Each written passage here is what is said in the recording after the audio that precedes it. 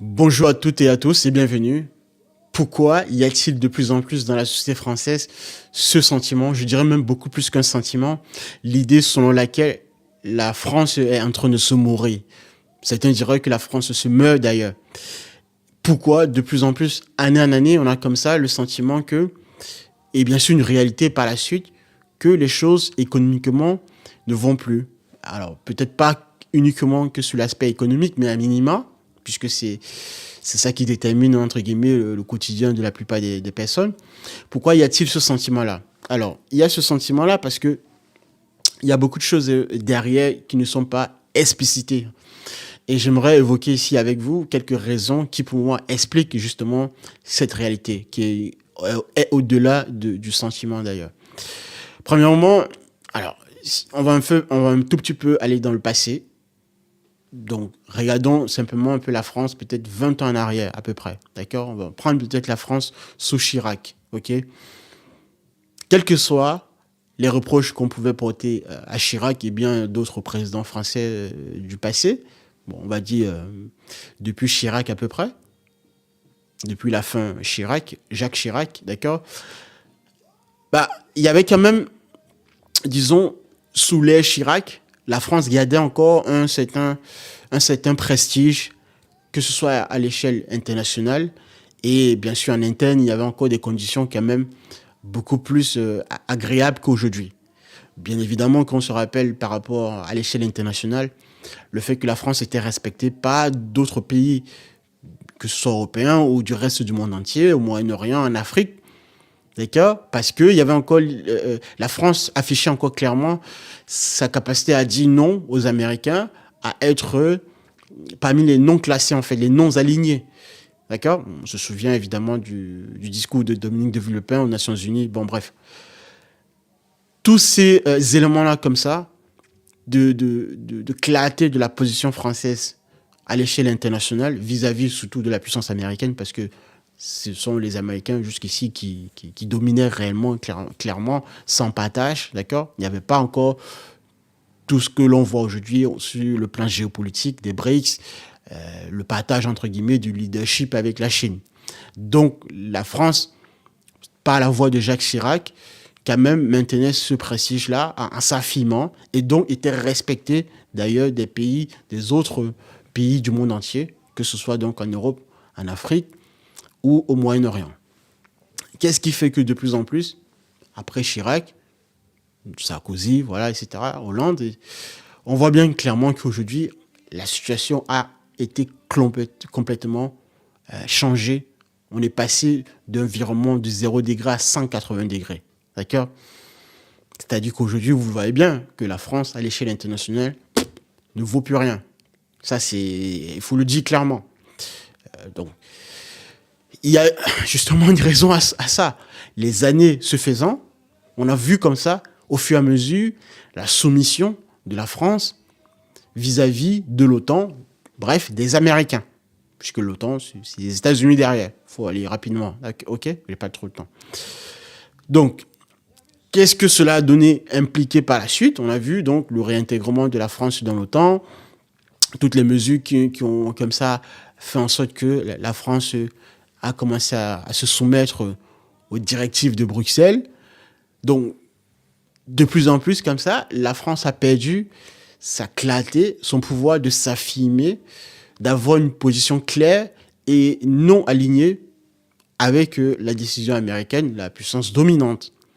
Donc le reste du monde entier, évidemment, alors il y a eu aussi également le fait que les anciennes colonies françaises, en Afrique pour la plupart, d'accord, ont aussi vu leurs relations se dégrader parce que la France, derrière, n'était plus vraiment dans une relation à minima, je précise bien, à minima de réciprocité. Je précise bien à minima. Le mot est même trop faible, mais j'essaye d'atténuer vraiment la réalité. OK?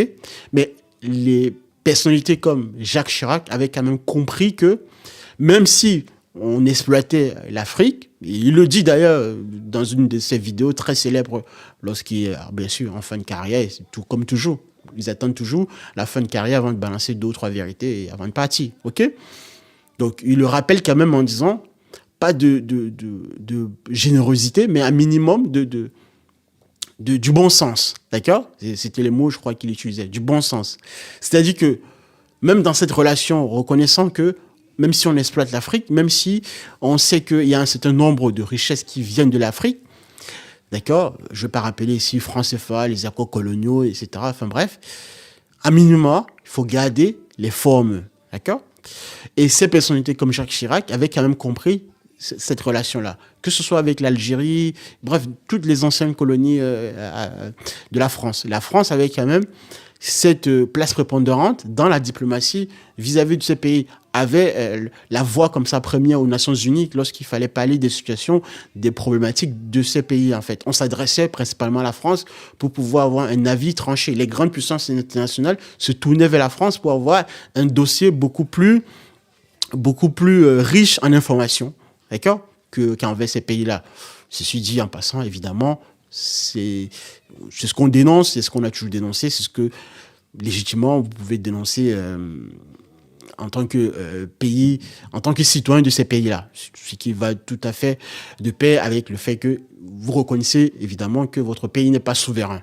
D'accord, il n'y a pas de souci. Mais du point de vue français, du point de vue du citoyen français ou des politiques françaises, d'accord, c'était quand même un avantage que la France, c'était un avantage que la France disposait jusqu'ici, bien sûr, jusque sous Chirac, ou à peu près encore sous Sarkozy, premier mandat, enfin vite fait. Mais on voit bien qu'aujourd'hui, ce n'est plus le cas. Pourquoi? Posez-vous la question, pourquoi?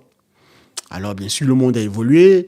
Il y a eu la Chine, comme ça, de plus en plus, qui a commencé à monter, d'accord? Mais dans tous les cas, il y a quelque chose qui vient expliquer fondamentalement cette répulsion que les anciennes colonies françaises, d'accord, éprouvent aujourd'hui vis-à-vis de la France, parce que je pense que, pour moi, après donc Chirac, les autres présidents qui ont suivi n'ont pas maintenu cette même vision que la France aurait dû garder vis-à-vis, que ce soit de ses autres anciennes colonies, mais également de sa position à l'échelle internationale, de garder vraiment son point de vue, de faire valoir en toutes circonstances face aux conflits mondiaux, d'accord, la guerre à Gaza et un peu partout, au Rwanda, etc., vis-à-vis de l'ordre international dominant dicté par les Américains jusqu'ici. Ce que les autres présidents n'ont pas réussi à maintenir. Alors, soit par trahison, soit par adhésion, d'accord? Mais dans tous les cas, la France, comme ça, a perdu cette voie-là, a perdu ce chemin-là. C'est orienté vers un tout autre chemin qui, aujourd'hui, conduit évidemment donc les autres pays à ne plus respecter la France dans le Conseil des Nations mondiales. Je pense qu'ici, vous avez maintenant le tableau d'ensemble. Je ne fais que résumer, bien évidemment, une partie de l'histoire. OK? Vous avez vu comme ça les anciennes colonies qui sont rébellées en Afrique, l'AES, le Mali, qui a chassé la France il y a cela peut-être plus de 2 ans. Voilà, aujourd'hui, on voit bien qu'il y a comme ça une mauvaise image de la France en Afrique. Je ne vous parle même pas de la relation avec l'Algérie, etc. OK? Mais ça ne fait que se dégrader au fur et à mesure. Comme je dis, posez-vous la question, pourquoi? OK? Alors, bien sûr qu'il y a des torts de part et d'autre, mais toujours est-il que, par exemple, sous Chirac, on va dire à peu près, enfin, et même peut-être encore, mais en tout cas, si on est un peu clairvoyant et réaliste, sous Chirac, il y avait quand même encore un minimum, justement, de clarté et de respectabilité de la France, de l'image de la France vis-à-vis de ces nations-là, et vis-à-vis aussi des autres nations occidentales dans l'Union européenne. Alors, conséquence de tous ces enjeux-là, parce que derrière, il y a des valises d'argent qui circulent, évidemment, ok, si vous êtes un tout petit peu conscient des enjeux. Et donc, les politiques français, enfin, la classe politique, d'accord, avec comme ça une mainmise, que ce soit d'un point de vue, comme je le disais, à l'international, mais également en interne. Des dinosaures comme Chirac avaient quand même une situation sur les comptes français, savaient, comme je le disais, où est-ce que l'argent venait, et comment on devait distribuer cette fois-ci l'argent en interne. J'entre maintenant sur l'aspect, le volet interne, en fait, situation nationale. Donc, de par cette vision-là, cette hauteur de vue, néanmoins supérieure à la moyenne que l'on retrouve aujourd'hui, que ce soit Hollande, Sarkozy, Macron, bon bref, il y avait donc une gestion de redistribution des gains, d'accord, de la richesse du PIB français auprès des Français, de tout âge, de toute classe sociale.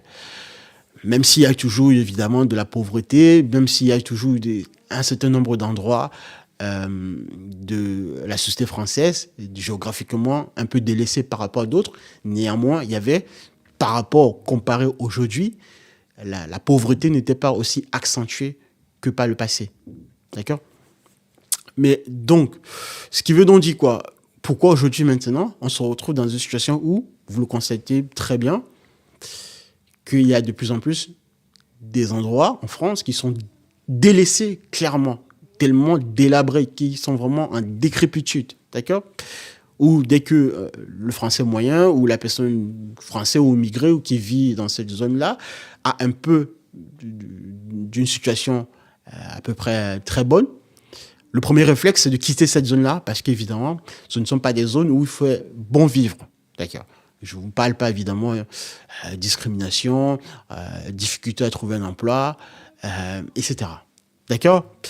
Néanmoins, on peut se poser aussi donc la question, pourquoi c'est de plus comme ça, il y a une pauvreté galopante, il y a un chômage de masse au fur et à mesure.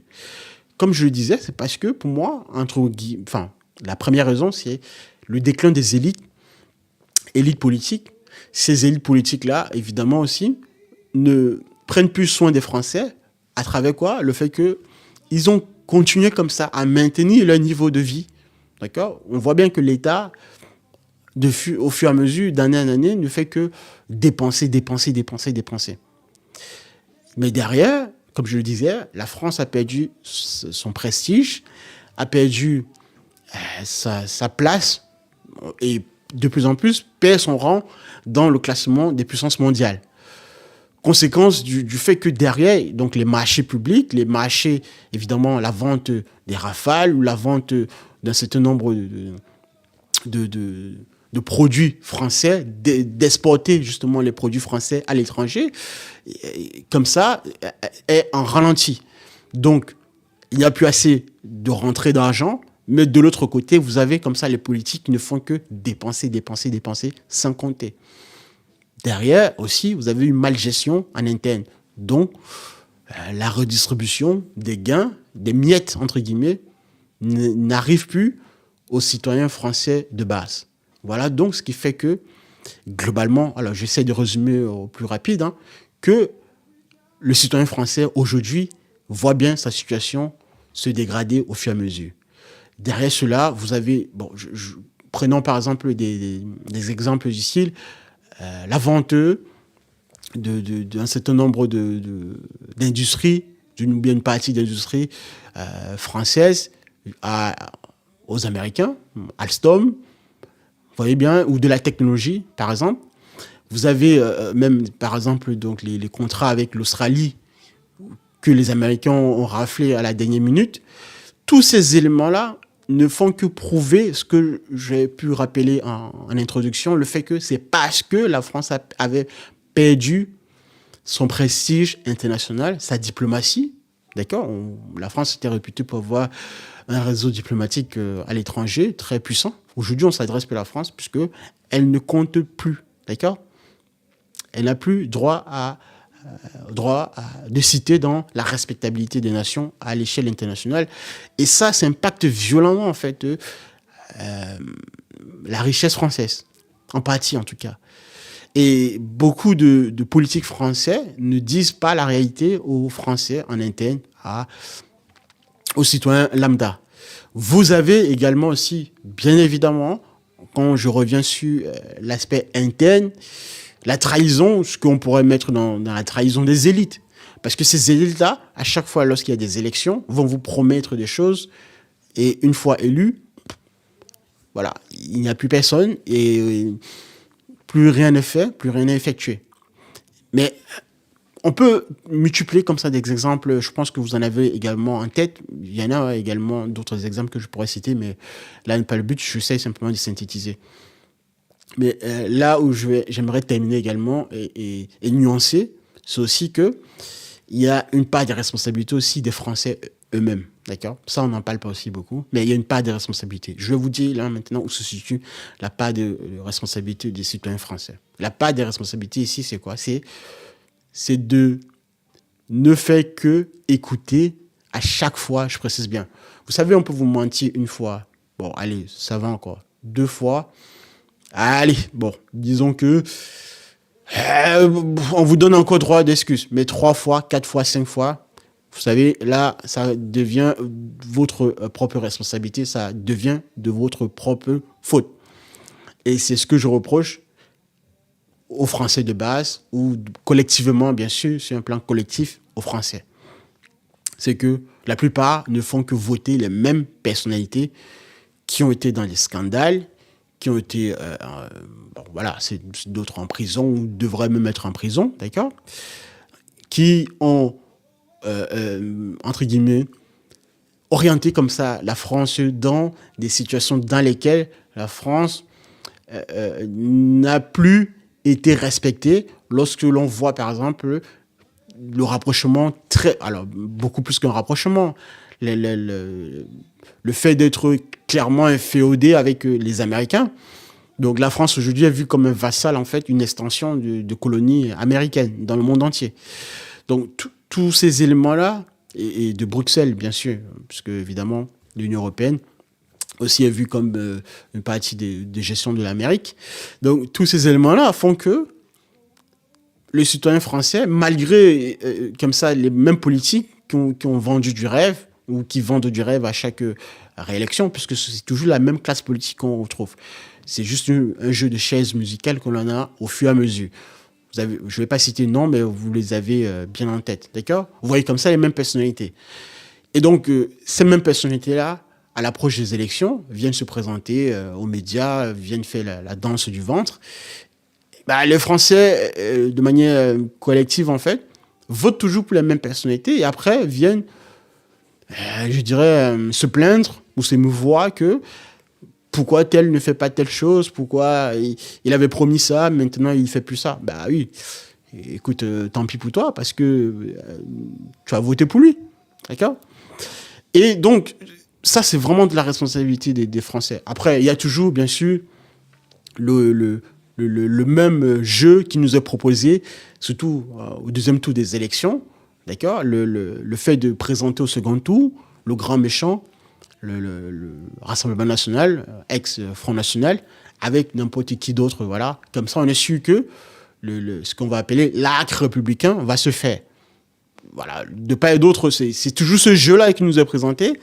Et bah, le Français, il vote toujours pour, de manière générale, c'est l'arc républicain jusqu'ici qui a gagné. Alors, après, faites ce que vous voulez, mais je ne fais que constater et décrire en fait la réalité. Il y a d'autres politiques, évidemment, bien sûr, que ce soit, alors peut-être pas à gauche, parce que là, ça reste un peu très compliqué, mais je vais prendre, alors peut-être citons un exemple très simple, très simple. Essayons un peu de se mouiller, d'accord? On va peut-être prendre quelqu'un comme François Asselineau, ok? Bah, ce mec-là, pour moi, en termes d'explication, en termes de réalité, de pragmatisme de la société française, de l'état de la France, état comme situation de la France, et aussi de l'état en tant que nation, a quand même une part de réalité beaucoup plus accentuée que bon nombre de politiques français. Mais par contre, là, le point critique, c'est que ce mec-là, pour moi, il ne sera jamais élu. Il ne sera jamais président. Alors, peut-être que je me trompe, mais en tout cas, je pars de ce principe-là. Pourquoi? Parce que quand j'observe réellement comment le système est effectué, comment le système est vraiment conçu, tout est fait en sorte que ce genre de personnalités n'y arrivent jamais. Et ils ne vont jamais y arriver. On va vous mettre à côté des semblants figurants qui vont tenir à peu près le même discours sorti de l'Europe ou expliquer évidemment la souveraineté française, etc., ou des Philippot ou des Nicolas Dupont-Aignan. Mais tout ça, c'est pour masquer en fait l'original. D'accord? Et même ces personnalités-là, en fait, le système est conçu de manière à ce que ceux qui ont vraiment la vision claire et la volonté réelle de parvenir au pouvoir n'y arrivent jamais. Et ben, on va inviter, à contrario, justement, pour masquer cette réalité-là, des figurants, des images, en fait, à peu près copier-coller, mais qui ne sont pas la réalité en soi. Et vous avez comme ça un bon... alors, là, j'ai pris un cas d'Asselineau. Je ne suis pas enquêté dans un parti politique, quoi que ce soit. Je ne fais qu'observer la réalité. De l'autre côté, à droite, LR, il n'y a plus personne, en fait. Et je vais même encore peut-être vous choquer ici. Vous prenez quelqu'un comme Nicolas Sarkozy. Je vous garantis que si en 2027, il revient, les Français iront voter pour lui. Et je vous garantis que si on fait fi, et même d'ailleurs, même si on rajoute les histoires, peu importe, enfin bref, je ne veux pas revenir sur ces histoires et les déboires judiciaires, etc.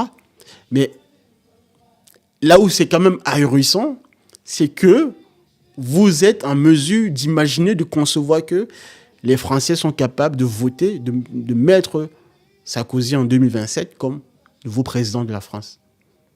Le fait d'y penser simplement cela et de pouvoir être eux-mêmes dans une mesure, éventualité, de trouver les raisons à cette réalité-là, ça, c'est la preuve fondamentalement que la société française, comme je disais, de la responsabilité des citoyens français, il y a un problème dans ce pays. Parce qu'en fait, c'est toujours les mêmes élites, je disais, les mêmes personnes qui ont voté tout et le contraire, qui sont toujours plébiscitées, in fine, je précise bien in fine, aux élections. Et les mêmes Français qui se plaignent aujourd'hui viendront encore une fois de plus se plaindre dans un futur proche. C'est malheureux à le dire, mais on dirait une maladie chronique qui revient constamment, etc. Ça, ce n'est qu'une petite constatation de ma part de la classe politique française, de, disons, la psychologie qui a été installée depuis des années. Bien sûr, le pouvoir médiatique également a accompagné cela, bien évidemment. Tout cela ne s'est pas fait uniquement que par, on va dire, le divin, par l'esprit du Saint-Esprit qui descend, non. Mais les médias également, comme je disais, bien sûr, ont accompagné cette vision-là. Mais de l'autre côté, la France, de manière collective, a aussi acquiescé, a aussi validé cette vision-là. D'où pourquoi je parle également de la responsabilité collective aussi des Français. Bref, je vais m'arrêter là, je pense que j'en ai assez dit, mais je pourrais rajouter, multiplier des exemples, etc. Quel que soit le bord politique, peu importe, là n'est pas la question, mais ce que j'ai pu énoncer ici, en grande partie, je pense avoir raison. Et de toute façon, libre à vous d'avoir votre raison, votre propre idée. Je ne faisais que énoncer, faire une constatation de la vie politique française. Mon message final, c'est quoi? C'est que la France a perdu de son prestige, mais je vais vous expliquer en partie pourquoi. Et la conséquence maintenant de cette perte de prestige à l'international et de sa répercussion en interne sur l'échelle nationale, comment cela se ressent et évidemment, pour la suite, le futur, les choses ne vont que aller de pire en pire. Je rentre même pas trop dans le conflit qui va toujours comme ça s'accentuer entre l'Ukraine et la Russie et de la position que la France aujourd'hui tient à l'échelle internationale. Comment cette position est-elle perçue et de sa situation de la dette, d'accord? On voit bien comme ça que on va dans une escalade de la guerre, mais de l'autre côté, la dette ne fait que se creuser. Et le chômage de masse ne fait que s'accentuer. Que vous soyez à gauche, à droite, à extrême gauche ou à extrême droite, peu importe la situation, ce que je dis, je pense que ça fait beaucoup de sens. Pour quelqu'un, en tout cas, qui a très bien observé la société française. Je vous remercie. On se retrouve la prochaine Je vous dis au revoir. Au revoir.